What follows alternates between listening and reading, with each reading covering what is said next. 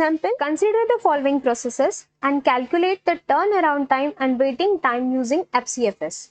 So, criteria for FCFS is arrival time and its category is non-preemptive. Consider these processes. यहाँ पे कितने process है total? 4 process है, P1, P2, P3, P4. Its arrival time and burst time is given. ठीक है, तो यहाँ पे हमें कैलकुलेट करना है turn around time and waiting time. तो उससे पहले हमें क्या ड्रॉ करना पड़ेगा? उसका Gantt chart which is the diagrammatical representation.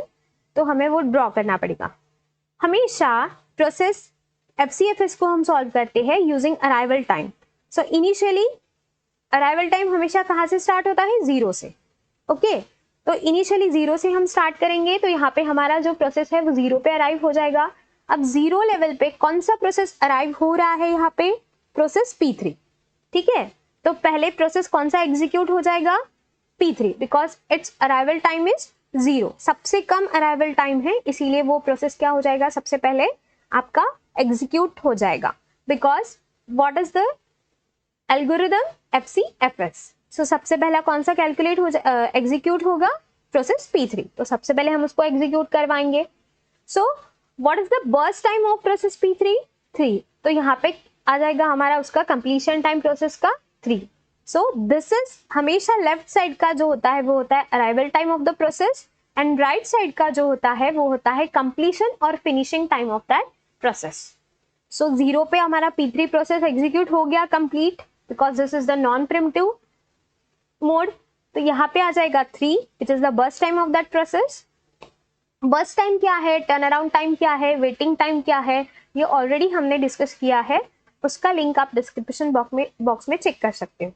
Next process कौन सा अराइव हुआ है? अब यहाँ पे कंप्लीशन टाइम कितना हो गया? 3.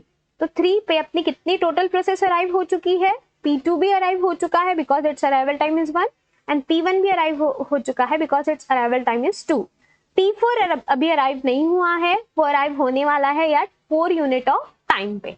कब अराइव होगा? 4 यूनिट ऑफ टाइम पे. तो अभी 2 प्रोसेस अराइव हो चुकी है, P1 एंड P2. अब इन दोनों में से सबसे छोटा अराइवल टाइम किसका है? प्रोसेस P2 का. तो अभी कौन सा प्रोसेस एग्जीक्यूट हो जाएगा? Process P2. तो यहाँ पे कौन सा प्रोसेस आ रहा है? Process P2. क्लियर? P2 का बर्स्ट टाइम कितना है? 8. So what is the finishing time of process P2? 3 + 8. ये दोनों को क्या करना पड़ेगा? ऐड करना पड़ेगा. तो यहाँ पे कितना आ जाएगा अपना? 11. तो यहाँ पे completion time of process P2 is 11. Now 11 time पे सारी प्रोसेसेस जितनी भी बची है वो सारी अराइव हो चुकी है. P1 तो पहले अराइव हो चुका था. P4 4 पे अराइव होने वाला था. अब यहाँ पे 11 आ गया है तो इट मीन्स P4 भी हमारा अराइव हो चुका है. अब 2 ही प्रोसेस बची है, P1 एंड P4. इन दोनों में से सबसे पहले कौन सा अराइव हुआ है? P1. तो हम किसे एग्जीक्यूट करवाएंगे? प्रोसेस P1 को.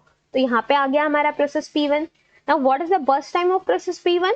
6. तो 6 + 11. So completion time of process P1 is 17. कितना आ गया उसका कंप्लीशन टाइम?